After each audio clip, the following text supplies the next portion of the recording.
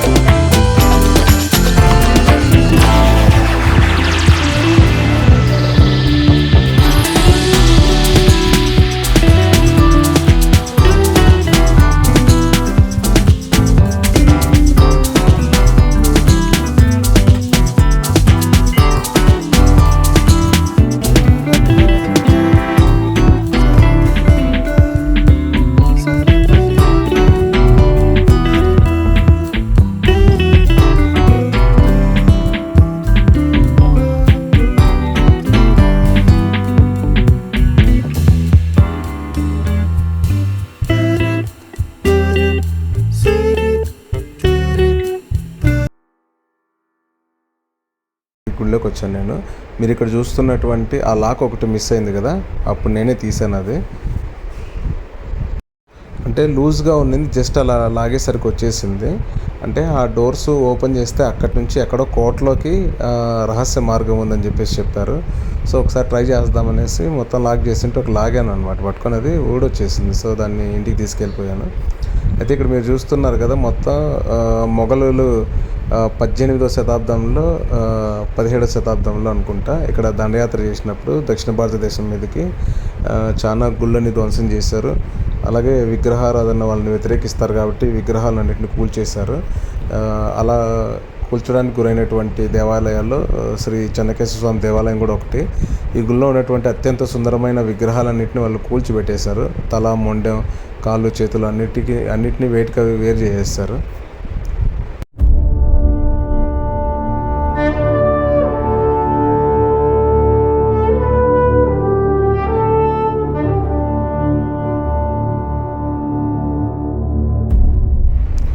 ఇది గర్భగుడి లోపలికి ఎంట్రన్స్. లోపల శ్రీ చెన్నకేశ్వర స్వామి మనకి దర్శనం ఇస్తారు.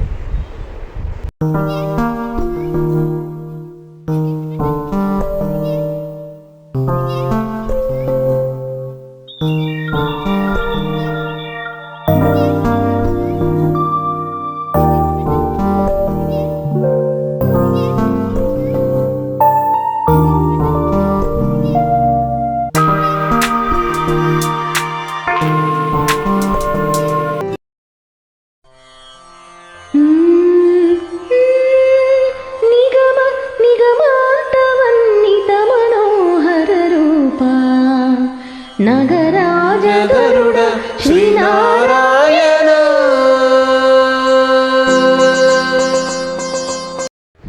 గర్భగుడి లోపల కూడా ఎంతో అద్భుతమైన సుందరమైన కళా సంపద మనం చూడొచ్చు.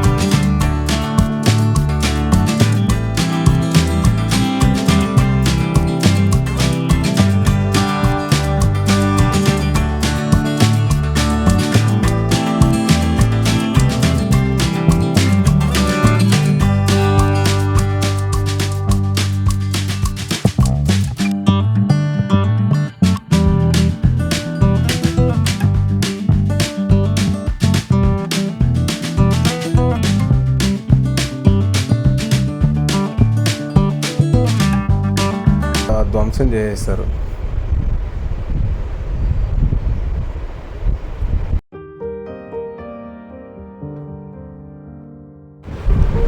దేవాలయానికి మొత్తంగా అత్యంత సుందరంగా కనిపించేది దేవాలయం కుడివైపు ఉన్నటువంటి కళ్యాణ మండపం.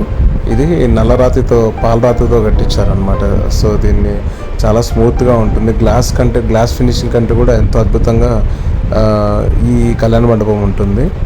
దీన్ని ముట్టుకున్నామంటే మనం అద్దాన్ని ముట్టుకున్నంత ఉంటుందన్నమాట. అలా ఉంటుంది సేమ్.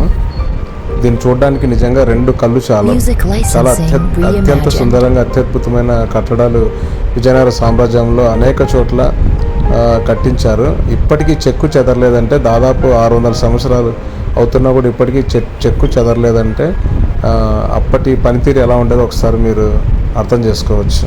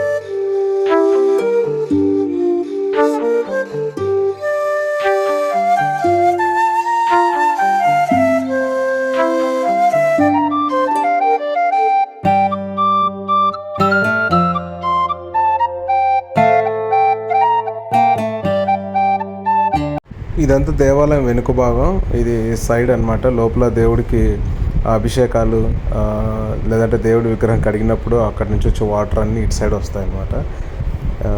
అది చూసారా, ప్రతి దేవాలయంలోనే ఇలా ఉంటుంది. అదే ఎంత థాట్ చూడండి, అప్పుడే లోపల దేవుణ్ణి శుద్ధి చేస్తే బయటికి రావడం, దాని నుంచి ఇంకో వేలో బయటికి ఆ వాటర్ని దాన్ని పంపడం చాలా అద్భుతం.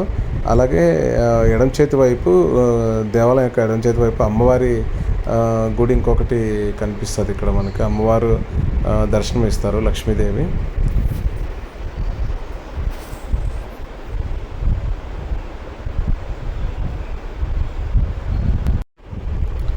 అమ్మవారి దేవాలయం ముందు స్తంభాలు ఎంతో అద్భుతంగా ఉంటాయి. అయితే ఈ స్తంభాల్లో పైన మొత్తం రామాయణం యొక్క హిస్టరీ టోటల్ విత్ ఫిగర్స్తో, బొమ్మలతో సహా క్లియర్ కట్గా మనకు అక్కడ చూపించారు అప్పుడే మొత్తం.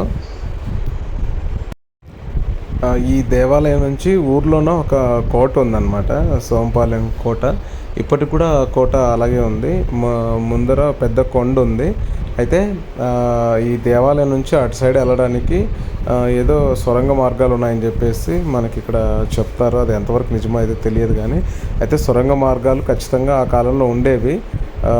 ఒక రాజ్యానికి సంబంధించి ఇంకో రాజులు దాడి చేసినప్పుడు రాజులు తప్పించుకోవడానికో లేదంటే వాళ్ళ ఫ్యామిలీని తప్పించుకోవడానికో సంథింగ్ ఇలా సొరంగ మార్గాలు తవ్వేవాళ్ళు. మనం చాలా సినిమాలు చూస్తుంటాం కదా, అలా అనమాట. సో ఫైనలీ ఇదండి ఈ శ్రీ చెన్నకేశ్వర స్వామి దేవాలయం యొక్క విశిష్టత. చాలా అత్యద్భుతంగా ఉంటుంది ఈ దేవాలయం. మనకి